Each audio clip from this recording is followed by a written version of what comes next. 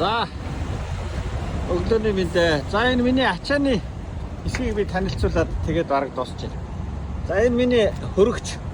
Би хөрөгчтэй ачаа зөөдөг байгаа. Тэгээд энэ ингээ хөрөгчөө тохируулна. Энэ одоо 55 дээр.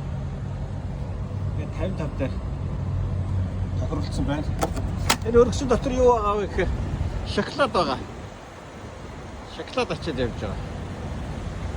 За.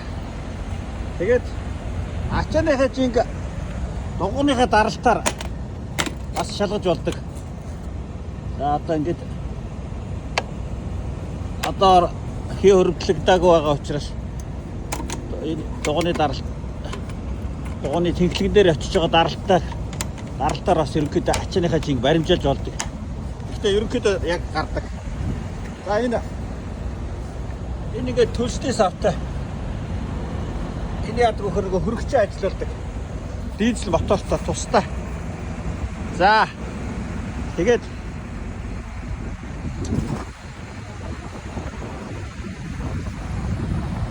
ингээд ачаага лацдаг байгаа.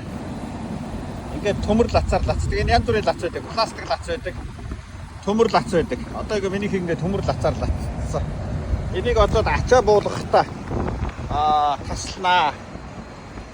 Тэгээд бодлохгүй warehouse уу агуулгах дээр ачаа хүлээж авах газар дээр ачаагаа яаж буулгахыг та нарт харуулнаа. За ингээд